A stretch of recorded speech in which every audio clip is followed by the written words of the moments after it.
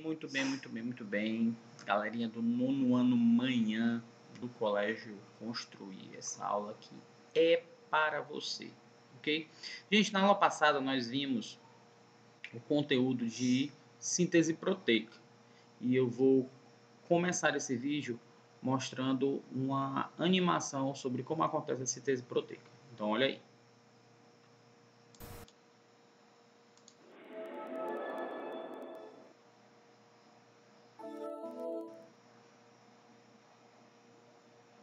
A tradução gênica é o processo que produz proteínas ou cadeias polipeptídicas com base nas informações do RNA mensageiro codificado pelos genes na transcrição gênica.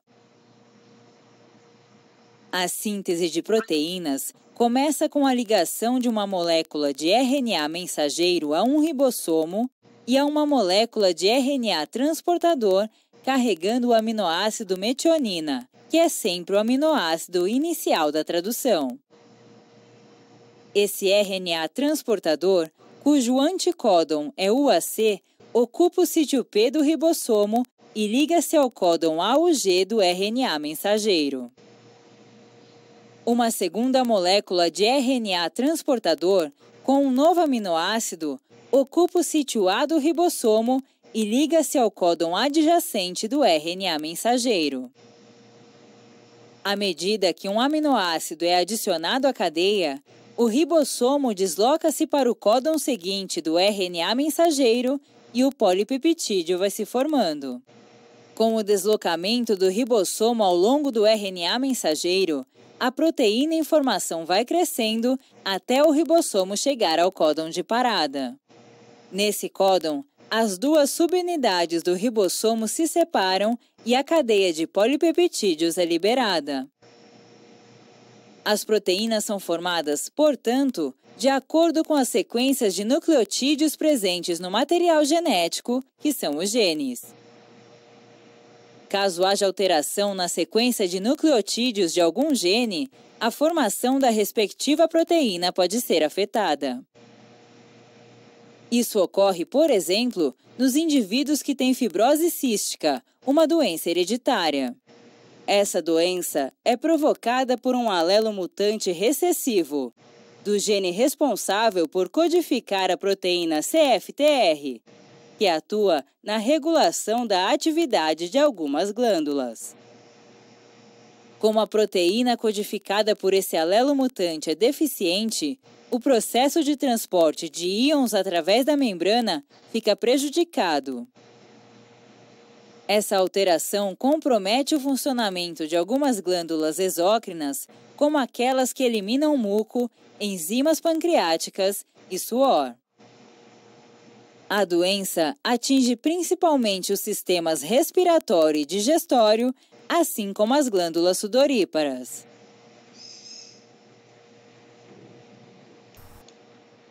Então, gente, é o seguinte, vamos retomar aqui de uma forma bem rápida, ok? De onde a gente parou na última aula. Na última aula nós aprendemos tradução, transcrição e duplicação. Duplicação, DNA produzindo outra molécula de DNA igual à anterior, igual à original. Transcrição, quando o DNA se transforma em RNA e o RNA se transformando em proteína, a gente vai chamar isso de tradução. A cada 3 letrinhas de bases nitrogenadas, a cada 3 nucleotídeos, nós temos um negocinho que a gente chama de códon. Códon. Cada trinca de base nitrogenada, ou seja, a cada 3 letrinhas que eu vou juntando de base nitrogenada, eu vou chamar isso de códon. Então, existe ao todo 64 códons.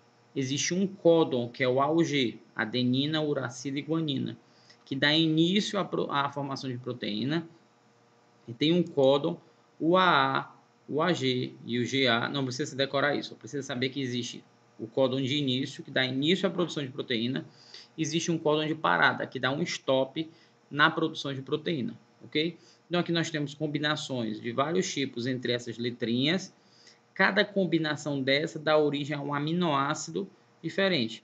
e a combinação desses aminoácidos forma uma proteína. Portanto, a gente diz que o código genético ele é o quê? Universal. Em qualquer local do planeta, essa sequência de bases nitrogenadas vai fabricar esse mesmo aminoácido. Ok? Esse aqui são os códons de parada e esse aqui o códon de início, que é a metionina. Isso é tão importante, gente, porque se for trocado ou ocorrer algum erro, alguma mutação na ordem dessas letrinhas, você pode produzir uma doença, como vocês viram no vídeo. Então, por exemplo, aqui é o DNA de uma hemoglobina normal. A hemoglobina é uma proteína do sangue. A normal seria citosina, timina e timina.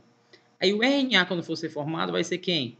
A guanina, que se liga com a citosina, a adenina, que se liga com a timina, e a adenina, que se liga com a timina. Aí esse aminoácido iria sair, iria lá para o ribossomo, e o ribossomo ia ler essa mensagem e começar a produzir a proteína. Esse aqui é o desenho de uma hemoglobina normal, ok? Muito bem. E vai dar origem a um aminoácido chamado de glutamina. Gente, aqui é o DNA de uma hemoglobina mutante. Olha o que foi que aconteceu. No lugar dessa timina no meio, apareceu uma adenina. Ocorreu um erro genético e ao invés desse T, apareceu foi um A de adenina. Isso significa dizer que lá no RNA mensageiro, ao invés de aparecer a adenina aqui, apareceu foi um uracila.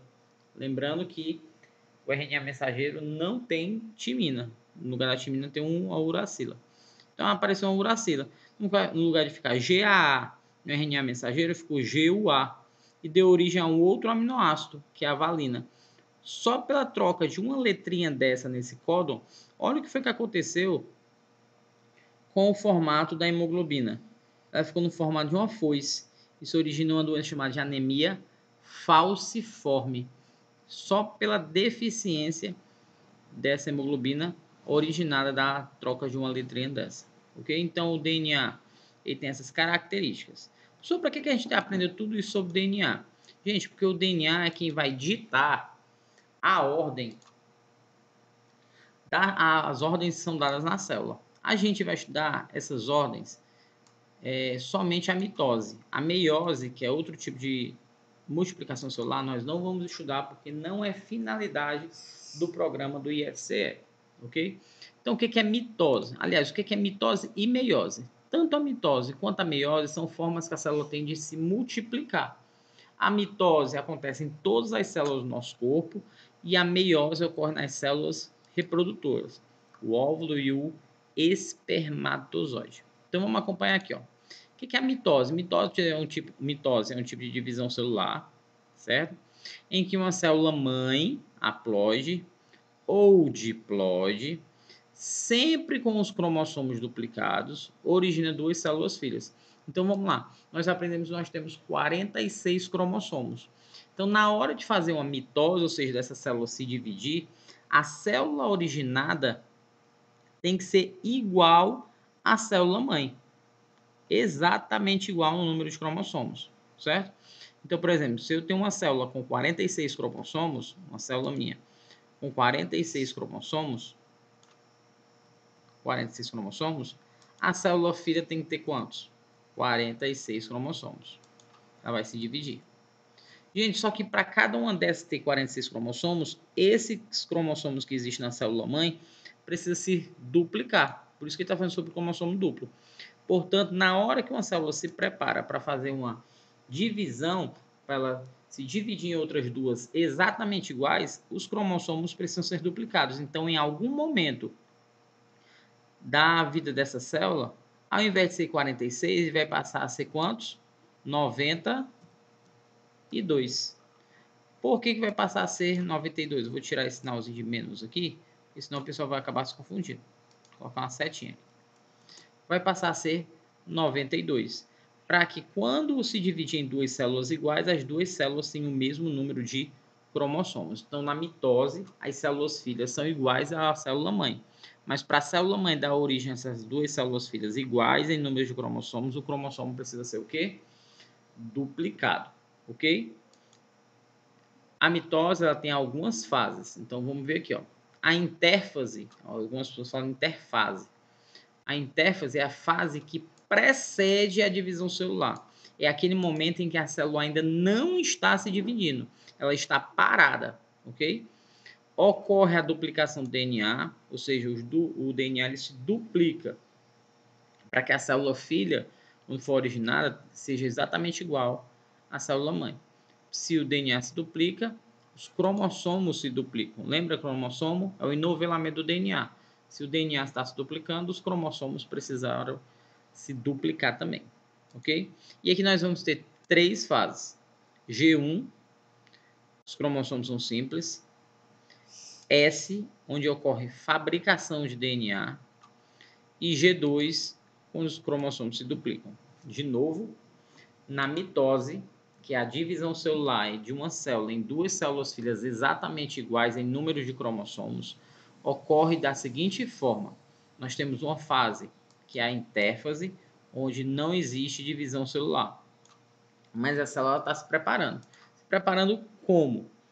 Na fase G1 da intérfase, os cromossomos são simples. Aqui eles, ó, em G1. Em S, o DNA começa a se duplicar. E em G2, os cromossomos se duplicaram porque o DNA se duplicou. Isso aqui são fases da intérfase, ok? Toda célula acontece o tempo inteiro isso, de forma muito rápida. Tranquilo? Aí a gente vai para o próximo. Na próxima etapa da mitose, lembrando, nós não estamos meiose, ok? Na próxima etapa da mitose, nós temos o seguinte, chamado de prófase. Na prófase, nós vamos atuar da seguinte forma. Prófase é a primeira etapa dessa mitose. Então, nessa primeira etapa da mitose, chamada de prófase, olha o que vai acontecer. Ó. O DNA ele vai se desespiralizar. O que é isso? Ele não é uma espiral, então ele vai perder aquela forma de espiral. Ok? O início da espiralização do DNA é justamente para poder formar novos cromossomos. Ok? Então vamos lá. Na prófase, esse DNA começa a se desenrolar, começa a se separar. O DNA começa a separar para poder formar os novos cromossomos. A próxima etapa é que esses cromossomos que começaram a se duplicar, eles venham para o meio, ok? Na metáfase, que é a segunda etapa da mitose, os cromossomos estão onde? No meio. Lembrando que os cromossomos já estão o quê? Duplicados. Porque foram duplicados onde? Lá na intérfase. Vamos voltar para recapitular. Na intérfase, o DNA era simples, o DNA começou a se duplicar, os cromossomos começaram a se duplicar. Na prófase, esses cromossomos esse DNA começa a se desespiralizar para os cromossomos poderem ser formados, ok? Duplicação dos centríolos, migração, rompimento e degeneração da carioteca. Aquela parede que envolve o núcleo começa a ser degenerada, começa a ser separada. Muito bem. Na metáfase, os cromossomos vão sempre para a parte do meio. Meta, né? Se eu lembrar o Mzinho de meio, os cromossomos estão indo para o meio. Na anáfase, os cromossomos começam a se separar. Eles estavam duplicados, começaram a se separar. E na telófase, a célula se divide. Então vai ficar fácil. Na prófase, o DNA se desespiralizar e a carioteca vai se romper. Na metáfase, os cromossomos vêm para o meio. Na anáfase, os cromossomos se separam. Né? Os braços dos cromossomos se separam. E na telófase, nós temos a célula se dividindo. Isso aí é muito bem ordenado pela célula, porque se essa divisão celular acontecer de forma independente, sozinha, isso pode originar um quadro de câncer. Vamos ver um vídeo.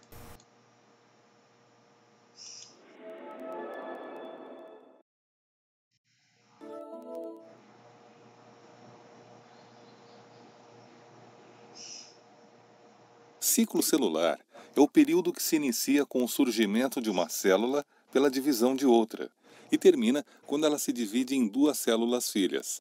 Esse ciclo costuma ser dividido em fases. Uma delas é a interfase, período em que a célula não está em divisão. No primeiro momento da interfase, chamado G1, as células estão desempenhando suas atividades normais de acordo com a sua função. Neurônios transmitem impulsos nervosos, células beta secretam insulina, células musculares se contraem.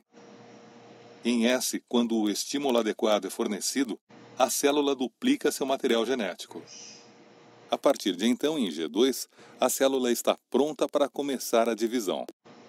A divisão celular por mitose renova os diversos tecidos do organismo.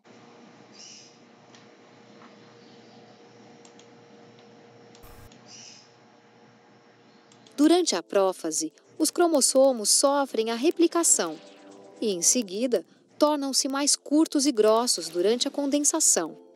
Eles ainda estão dentro do envoltório nuclear. No final da prófase, o envoltório nuclear se rompe. Isso marca o início da metáfase. Agora vemos os dois centríolos, que se deslocam em direção aos polos. Os cromossomos se dirigem para o centro da célula, onde se localiza a placa equatorial, conhecida como a placa metafásica, que cresce na direção dos cromossomos e, finalmente, se apega, liga aos centrômeros de ambos os lados. Em ambos os lados da placa metafásica, podemos ver as duas regiões piramidais limpas, formado por fibras do fuso. Agora, se dermos um olhar mais atento nos centrômeros, veremos que ele se divide para formar dois cinetócoros. E cada um deles é visto anexado a um cromatídeo. A anáfase começa com a separação inicial dos cinetócoros. E então, as cromatídees irmãs se separam. Essas cromatídees separadas são chamadas de cromossomos filhos. Após o início da anáfase, esses cromossomos filhos começam, então, a se separar uns dos outros, afastando-se cada uma para as duas regiões polo do fuso. Agora, o envoltório nuclear é formado em torno de ambos os conjuntos de cromossomos. Começa agora o processo de citocinese. Nesta região do centro do fuso, as vesículas começam a se acumular. Isto leva à formação de constrição, que gradualmente se aprofunda e, finalmente, se divide para formar duas células filhas.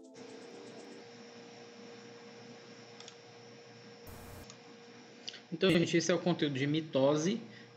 Essa aqui é a aula número 3. Na aula de número 4, nós vamos responder exercícios tanto de mitose no nosso livro, quanto também de síntese proteica, ainda é código genético, que foi importante nesse processo para entender mitose, ok? Grande abraço, gente.